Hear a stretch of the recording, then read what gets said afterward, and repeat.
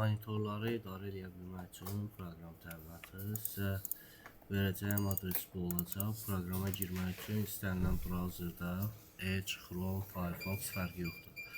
Bu adresi yazacaqsınız. Belə bir səhifə açılacaq. Sizə verəcəyim username, parolu bura daxil edəcəksiniz. Plus proqrama giriş eləməmişdən qabaq dili dəyişmək istəsəz, burada ingilis, rus, türk dillərini dəstəkləyir. Hansı dildə istifadə eləmək istəyirsinizsə onu seçəcəksiniz və s. Rus dili ilə davam edək. Test üçün mən bir dənə user yaratmışam. Verdiyim parolumuzu daxil edək.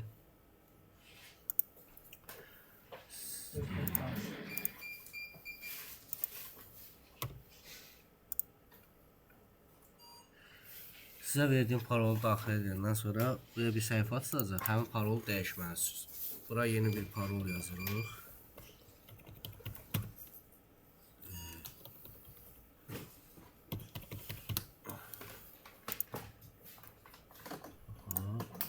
Parol səhv olanda burada qızarır birinci.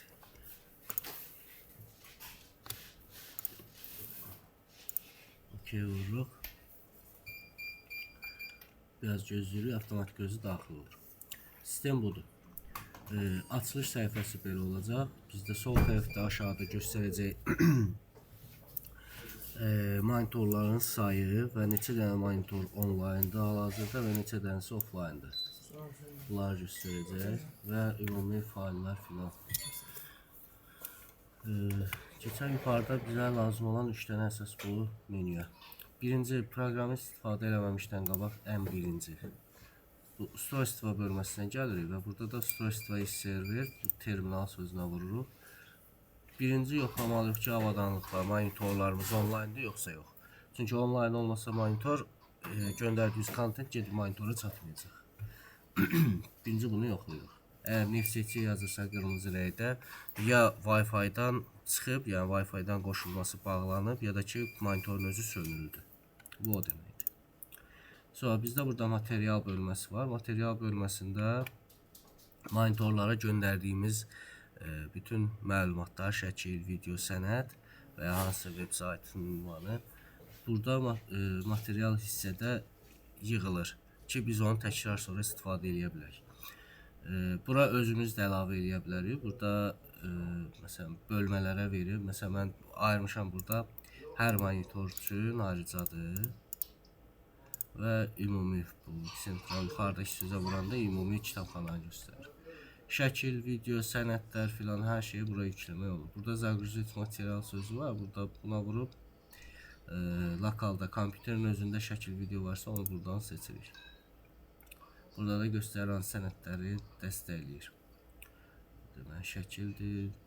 Şəkillərin formatlarını da yazır orada. BMP-dir, JPG-dir, PNG-dir. Sonra video formatları MP4, sonra MKF, Microsoft'un video formatıdır və digərləri də o cür. Bu material bölməsi indi gedək əsas monitorlara faylları göndərmək, kontent göndərmək istəyir. Birinci menü burada bu sazləşmə bölməsində. Hansı ki biz buradan məlumatları artıq kontentin monitora göndəririk.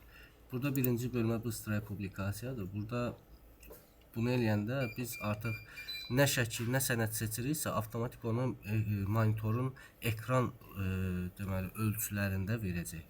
Birbaşa göndərəcək. Biz onu da müdaxilə edib dəyişməyəcəyik. Bunu vuranda aşağıda 916-ını seçmək lazımdır. Çünki sizdə monitor 916-ya olan ölçüdədir. Və terminal qalır burada. OK-yə vururuq. Belə bir pəncərə açılır. Burada biz göndərmək istədiyimiz faylı seçirik. Ya bayaqki həmin dediyim bibliotekadan buradan seçirik. Ya da eləyə bilirik ki, orada lokalnaya vıqruska sözü var. Bu nədir? Buna vuranda kompüter açılır. Biz kompüterdən seçirik faylımızı. Sonra ikinci səhifə belə bir şey açılır. Burada biz hansı monitorlara göndərəcəyik bu görüntünü onu seçirik. Baxın, bayaqları rezervasiya bir dənə onlayn idi deyə, burada da ancaq onlayn rezervasiyanı göstərir. O birisi offline deyə burada çıxmayacaq adları. Burada raspisaniyası var, yəni göndərdiyimiz kontentlər hansı saatlar, hansı günlər monitorlarda göstərilsin, odur. Birinci seçim avtomatikdir və gün ərzində dayanmadan təkrar göstərir. İstəsək biz bunu həftəlik olaraq proqrama verərik ki, həftənin hansı günü saat neçədən neçəyə işlətsin, göstərsin bunu. Ya konkret bir vaxt veririk ki, neçə saat davamlı videonu göstərsin ya da şəkil göstərsin. Ya da dördüncü bir seçim var. Biz seçirik ki, koyduğumuz, göndərdiyimiz bu content hansı tarixə qədər davam eləsin. Dayanmadan oynasın. Sağ tərəfdə burada bunu açırıq və bu post edirik. Bunu mən indi eləmirəm. Bunu eləsəm, sizin oradakı rezervasiya monitorda görüntü dəyişəcək. Sonra burada bir də prosmotor deyə bir şey var. Biz buna vuranda nə baş verir? Bizim monitorun ekranın burada göstərir ki, göndərdiyimiz kontent necə görükəcək orada. Sol tərəfdə aşağıda maya proqramı var. Burada da artıq biz özümüz proqramı özümüz qururuq ki, hansı şəkilləri qoyaq, necə qoyaq. Burada novi sözünə vuranda belə bir səhifə açılır. Bu proqrama bir dənə ad veririk. Yenə burada 916 ölçünü seçməliyik. Avadanlığın tipi terminal, rəqəmsal terminal, belə bir şey. Birincini seçilməlidir. Və ölçü olaraq da 916. OK-yə vurduq. Burada açılan səhifədə, deməli, bu solda bizdə bir neçə monitor kimi, belə deyim, daha doğrusu şəkil, video yükləmək üçün səhifədir bunlar. Bunlar biz səhifə kimi yarada bilərik. Bir neçə dənə. Deyək ki, bizdə bir dənə səhifədir. Buradakı ortada olan menyuda şəkil, video, hansı növ material yükləmək istəyirsə monitora onu seçir. Məsələn, şəkil yükləmək istəyirsə şəkilə vurur.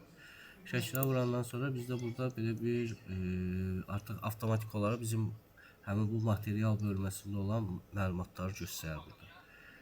Şəkildirsə ancaq izobrajiya bölməsində göstərəcək. Video istəyiriksə videoya vuranda artıq bizdə indi material bölməsində video yox deyə boş göstərir. Digər şəkil bölməsinə gəldik və baxdıq materialda bizə lazım olan sənəd yoxdur. Bunu burada lokalnaya vurğuska seçib yenə kompüterdən özümüz seçə bilərik. Seçən kimi avtomatik yüklənir. Sonra ekrana göndərmək istədiyimiz sənədi sadəcə sürüşdür, burax edirik. Tuturuq, ekranın ortasında buraxırıq. Sonra bunu biz bu cür, deməli biz burada şəkli istədiyimiz formada, istədiyimiz cür dizaynı verə bildik. Sağa, sola böyüdüb kiçildə bilirik bunları. Səmtəyə qoyduq belə ortaya. Sonra bunun üzərinə başqa bir sənəd də qoya bilərik. Sürüşdür, burax edirik. Eyni ekranda üst-üstə də qoya bilirik. Problem deyil. Böyle bir forma. Sonra eğer istesek ki hansısa bir saytı gösterək, burada aşağıda web stranitsa diye söz var. Buna vururuq. Mənim əvvəlcədən əlavə eləmişəm deyə burada göstərir artıq. Bunu sürüşdür, burax edirik. Biz üst-üstə qoysaq, ən axırıncı qoyduğumuz sənəd nədirsə onu göstərəcək. Məsələn, mən indi saati qoydum, arxada 2 dənə şəkil görüşməyəcək, ancaq saat görüşəcək. Belə. Əgər təzə başqa bir saat qoymaq istəyirsə, burada lokalnaya vurğuska seçirik və добавить сайт rüçvə. Burada sayt adını yazanda bu cür yazsaz götürməyəcək. Bunun əvvəlinə https 2 nöqtə və 2 dənə slash olmalıdır.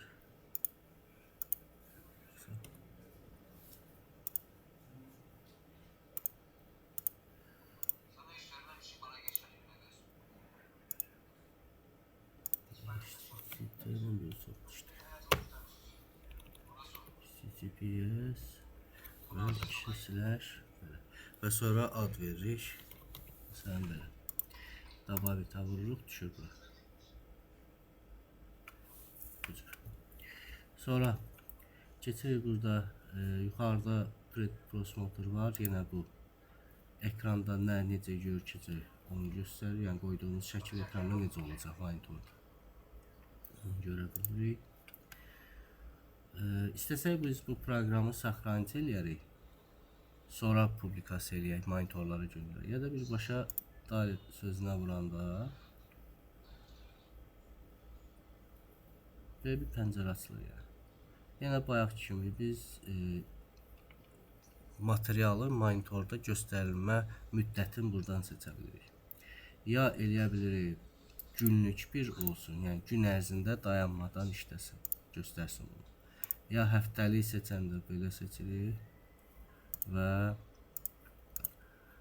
həftənin hansı günü, hansı saatda bu video göstərilsin. Bunu seçirik belə. Okay. Başka bir tarih istesek mesela seçtik. Burada da bunun saatini değişirik. Okay dedik. Bu demək ki, 1-ci və 4-cü gün 8:15-dən 13:48-ə qədər işlədəcək video. Əgər istəsək ki, məsələn, ikinci gün başqa bir saatda göstərsin. Məsələn, ikinci gün deyirik, bir də saat deyək ki 15:00-dan göstərsin 20:00-a qədər. Bunu seçəndə görürsünüz, burada boş gəlir. Bu şəkli, bu bizim qurduğumuz bu multimediyanı bura gətirib buraxmaq lazımdır. Sonra sağ tərəfdə yenə buna ad veririk. Hər hansı bir ad yazdıq. Bunlara toxunmuruq. Bir dənə burada sinxronizasiyanı boşuruq və göndərmək istədiyimiz material istəsək bütün bunu seçsək bütün monitorlara gedəcək. Ya da deyərik ki, mən ancaq istəyirəm rezervasiyada getsin. Bir monitor, hansı monitoru seçsək, həmin monitorda da gelib işləyəcək, göstəriləcək. Vupustit vursaq, başlayacaq sinxronizasiya eləməyə və materialı göndərəcək monitora. Mən indi onu eləmirəm, sizdə ekranda yəqin ki, nəsə var. Onun mani olmasın. Bu qədər. Deyək ki, indi bu dizayn hissədə bu dizaynla oynamaq istəmirəm desəz, bunu bir əlavə olaraq deyim. Burada hazır dizaynlar var. Bu şəklin üstünə gələndə izləyiniz şablon var. Buna vururuq. Hansı şablonu istəyiriksə onu seçirik. Məsələn, belə boş yeri qeyd elədik. Belə ekranı avtomatik özü bölür 3 hissəyə. Və biz şəkli ya da videonu hansı hissəyə buraxsaq, həmin o hissənin bütün ölçüsünü götürəcək şəkil. Ya da video olsa, hansısa kontent olsa fərqi yoxdur. Bu cür belə göstərəcək. Məsələn, bunu buraxsaq belə. Bu qədər. Yəni başqa nəsə sualınız olsa kömək edəcək, problem yoxdur. Bu videonu baxın, atdım yoxlayın özünüzdə ki, proqram əsas bu menyuları başa düşün, bunlar nədir və proqram necə göndərilir.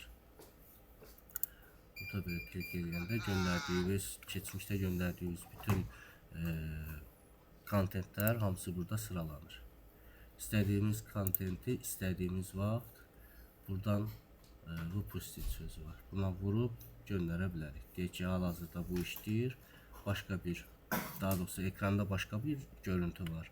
Bunu göndərmək istəyirsiniz. Burada sizdə siyahıda deyib 15-20 dənə də belə ayrı-ayrı kontentlər var. Sadəcə üstünə gəlib Vupustitə vururuq və s. Bu göz işarəsinə vuranda da monitorda baxa bilirsiniz ki, nə göstərilirdi orada. Mən indi bunu siləcəm. Siz daxil olanda buranı boş görəcəksiniz. Və kimlər proqramdan istifadə edəcəksə, mənə zəhmət olmasa ad soyadı desinlər ki, onlara istifadə çağı yarada bilim.